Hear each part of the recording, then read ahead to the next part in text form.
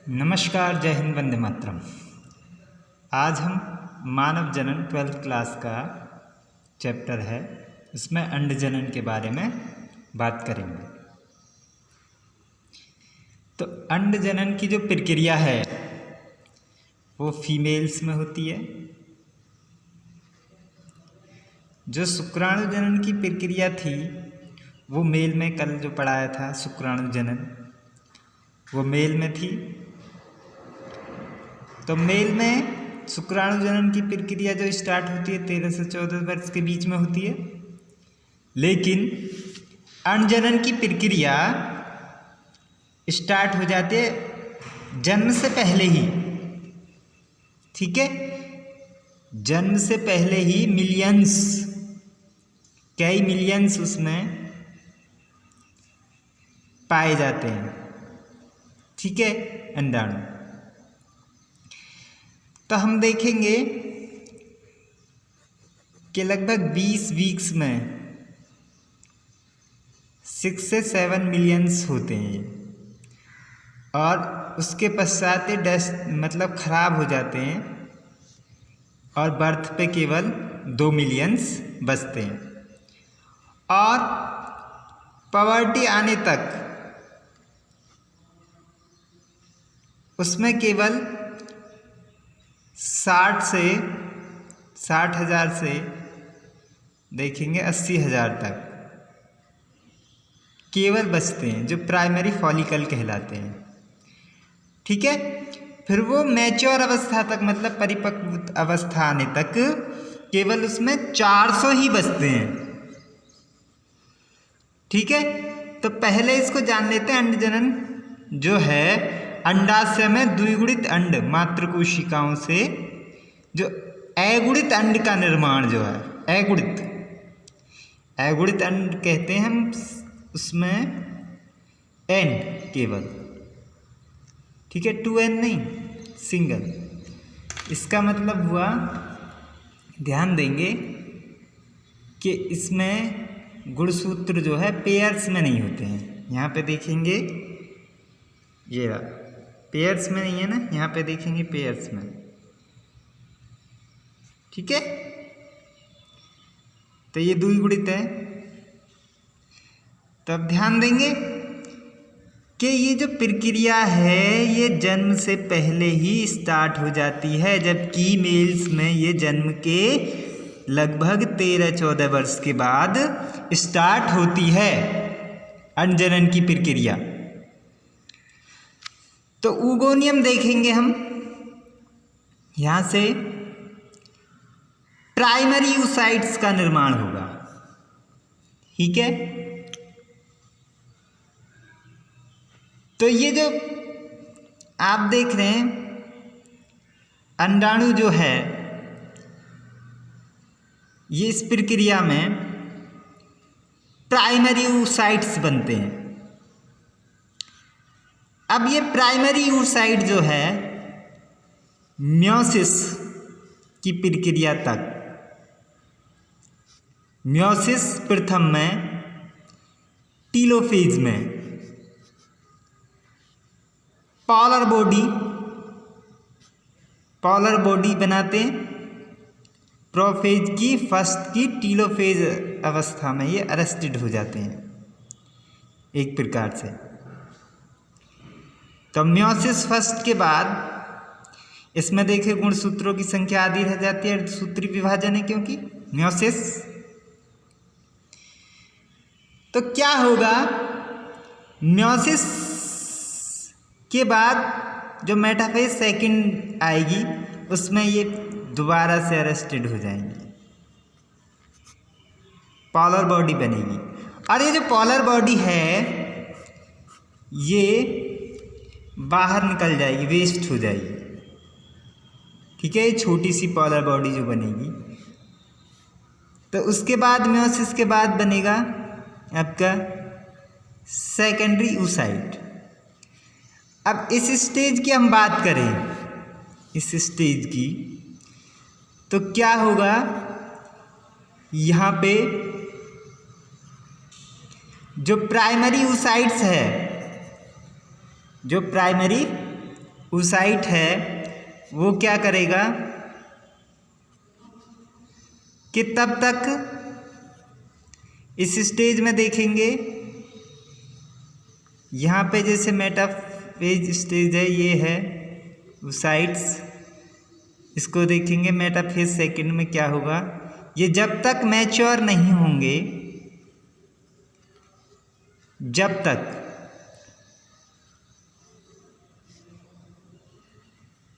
इसमें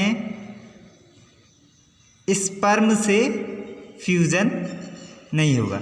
स्पर्म में देखेंगे ये वाला हेड है, ये वाला मिडिल बॉडी है और ये टेल है।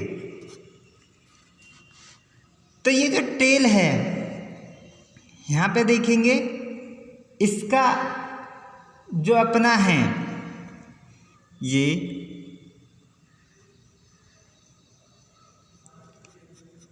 इससे संयुग्मन करने के बाद इस गुणसूत्र, ये जो गुणसूत्र हैं, इसको अपना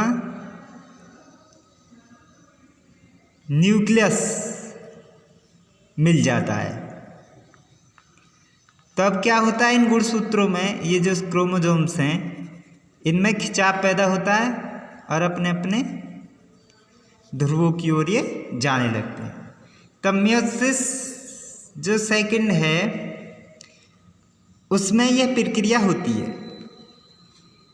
तो अब यहाँ पे आगे चल के देखते हैं, यहाँ पे ये बन जाते हैं सेकेंडरी oocyte, ठीक है। तो सेकेंडरी oocytes में हम क्या देखते हैं, क्या होता है, ओवम का निर्माण या कह लें अंडाणु का निर्माण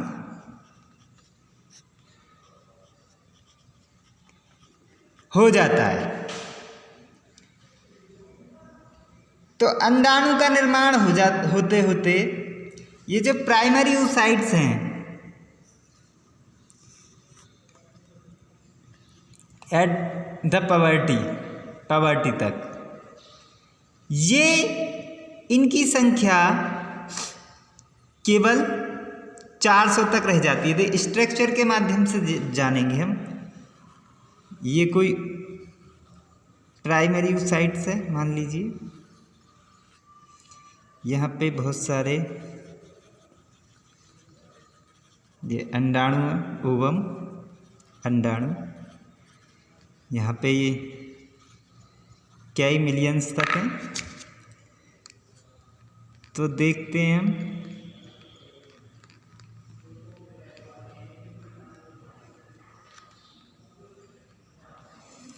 ये जो है ये मैच्योर, बहुत संख्या इनकी 2 मिलियंस तक है। तो ये क्या करते हैं, ये अपनी मैच्योर स्टेज तक सभी नहीं पहुंच पाते हैं। ये सभी डेस्ट्रॉय मतलब खराब हो जाते हैं। अब इसमें से केवल 400 ही बचते हैं, ठीक है, 400s केवल बचते हैं। अब ये क्या करते हैं, प्रत्येक ये बाहर आने की कोशिश करता है, प्रत्येक जो है इससे बाहर आने की कोशिश करता है। लेकिन ये बताया था मेटाफेज सेकंड में अरेस्ट हो जाते हैं, क्योंकि इनके पास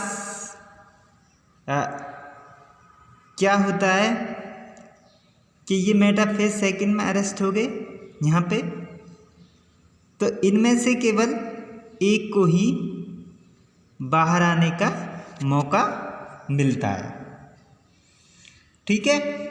कैसे कि मान लीजिए 13 वर्ष की आयु में किसी एक को बाहर आने का मौका मिला, तो ये क्या होगा, बहुत ही यंग होगा, ठीक है। जिसको ओवम, ये बहुत ही यंग होगा।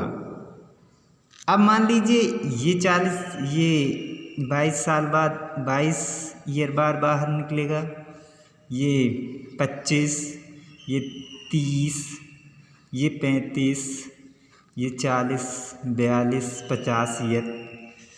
तो क्या होगा, ये बहुत यंग है। और यहाँ पे ये देखेंगे ये काफ़ी 42 या 50 तक तो होती नहीं है, खैर 50 तक होती है ये मेंस्ट्रुअल जो साइकिल है, मेंस्ट्रुअल या MC मेंस्ट्रुअल साइकिल जो है। तो इसमें देखेंगे ये जो 42 साल वाला है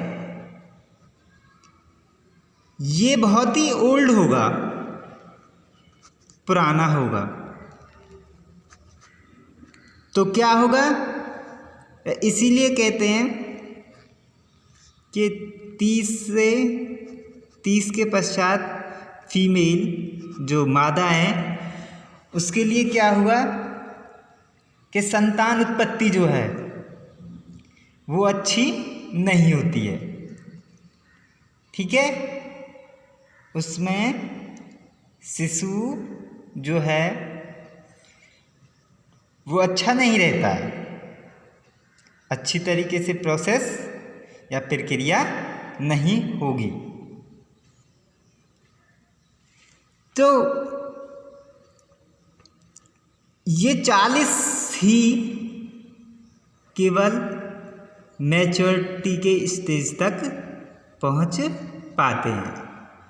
आज प्रत्येक 28 डेज के पश्चात क्या होता है, ये रिलीज होने लगता है, एक रिलीज होने लगता है।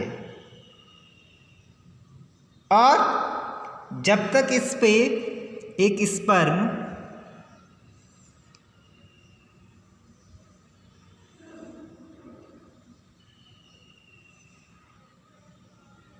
इस पे फ्यूजन नहीं करता है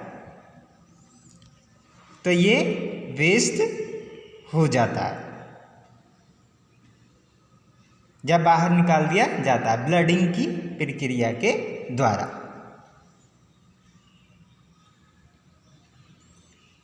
तो ये जो ओवम है या अंडाणु बोल लीजिए, ये कब तक मैच्योर नहीं होगा, जब तक इससे शुक्राणु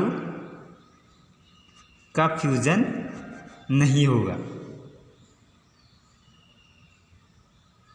तो एक बार फिर समझ लेते हैं कि अंड जनन, या इंग्लिश में भी करते चलते हैं साथ साथ, क्योंकि इंग्लिश की वीडियो नहीं देख पाते हो फिर तुम। तो oogenesis,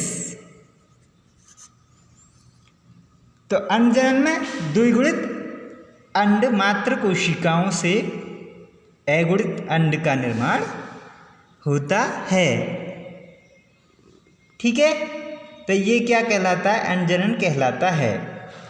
ये जो माँ के गर्भ में ही होने लगती है प्रक्रिया, और परिपक्व अवस्था तक यह क्या रहेगी, परिपक्व अवस्था तक ये या किशोरावस्था तक ये क्या रहेगी, निलंबित रहेगी।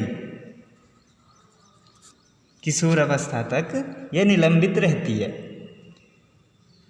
तो इससे क्या होता है, अंडाशय की जो ग्राफियन पुट्टिकाओं में होने वाली प्रक्रिया है ये, इसके द्वारा क्या होता है, अंडाणुओं का निर्माण होने लगता है, ओवम्स का जैसे।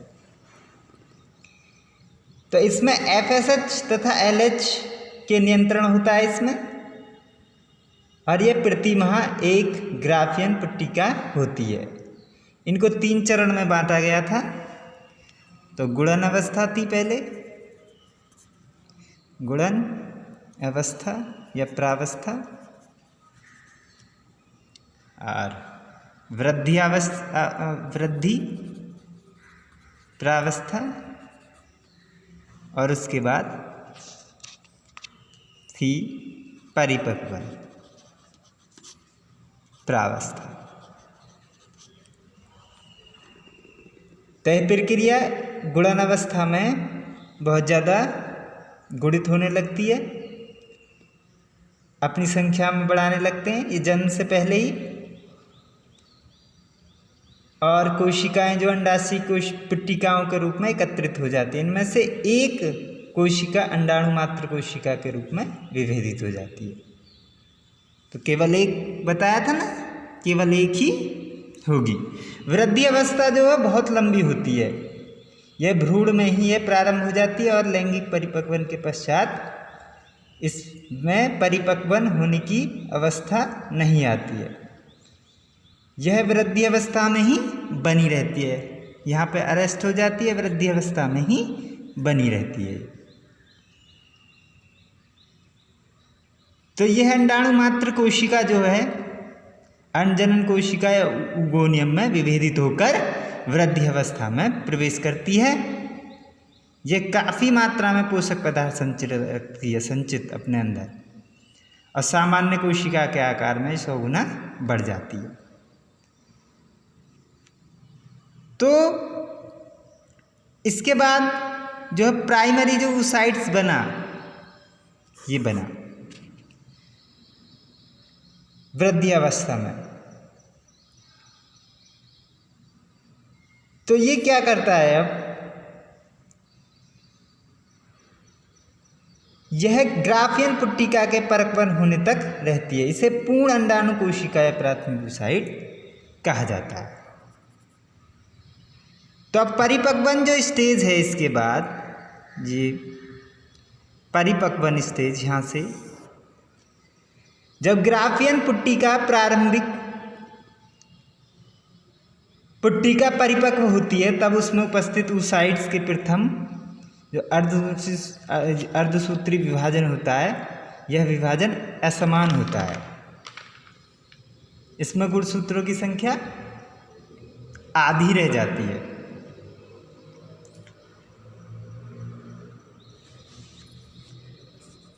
गुणसूत्र की संख्या ये रही। तो इसमें द्वितीयक oocytes का निर्माण हो जाता है। ठीक है, द्वितीयक oocytes का निर्माण हो जाता है।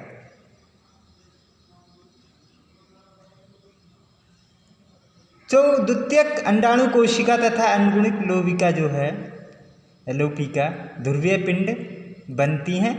इस अवस्था में ग्राफियन पुट्टिका फटकर अंडाशय से द्वितीय अंडाणु कोशिका को मुक्त करती है।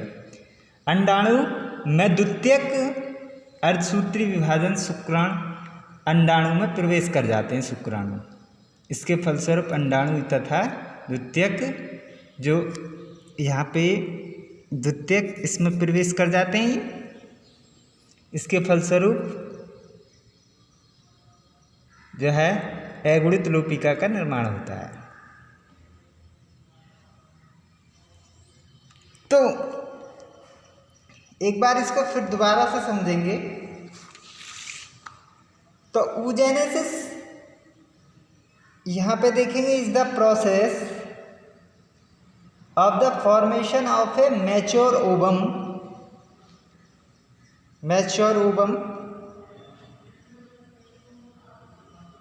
from the oogonia। ये oogonia है, कहाँ पे होते हैं, फीमेल्स में। In females take place in ovaries. यहाँ पे 2 ओवेरीज होती हैं, उनमें ये प्रक्रिया होती है। जो पुराना वीडियो किसी ने देखा होगा फीमेल रिप्रोडक्शन में, उसमें साफ साफ बताया गया है। तो इसमें क्या होता है, दोबारा से देख लेंगे, एक बार रिवीजन कर लेंगे। इसमें प्राइमरी oocytes का निर्माण होगा, इसमें मेल्स फिर परिपक्वन मेल्स का फ्यूजन होगा। तो म्योसिस फर्स्ट स्टेज में, प्रोफेज फर्स्ट की टीलोफेज में इसमें पोलर बॉडी का निर्माण होगा और ये अरेस्ट हो जाएंगी। ठीक है, इस प्राइमरी oocytes या ये जो हैं आप देखेंगे पूरी तरह से परिपक्व नहीं हो पाएंगी। प्राइमरी oocytes हैं ये, इनमें से कुछ ही लगभग बताया गया 60,000 से 80,000 तक पहुंच पाएंगी, बाकी की अरेस्ट अवस्था में पड़ी रहेंगी। ये यह भी मैच्योर नहीं हो पाएंगे अभी तक भी। तो फिर ये पहुंचेंगी सेकंड मियोसिस में अवस्था में, जब इनसे मेल्स का जो है निषेचन हो जाएगा, फ्यूजन हो जाएगा, सॉरी। तो मियोसिस सेकंड में फिर ये अरेस्ट हो जाएंगी, इसमें सेकेंडरी oocytes का निर्माण होगा। तो यहाँ पे मैंने समझाया था 400 केवल oocytes ही यहाँ तक पहुँच पाएंगी, ठीक है। तो उसके बाद मेल से इनका फ्यूज़न होने के बाद एक मैच्योर एग का निर्माण होगा और फिर मैच्योर एग में से फिर डिवीज़न होगा। ये जो हैं इनमें से कुछ मृत हो जाएंगी और फिर इसमें फ्यूटस का निर्माण होगा, ठीक है। तो फ्यूटस का निर्माण होने लगेगा। फ्यूटस के निर्माण के बाद फिर शिशु के निर्माण की प्रक्रिया स्टार्ट हो जाती है। तो समझ में आया होगा, नहीं समझ में आया हो तो एक बार दोबारा से मेरे से पूछ सकते हैं इस प्रक्रिया को। थैंक यू, धन्यवाद। मिलते हैं नेक्स्ट वीडियो में।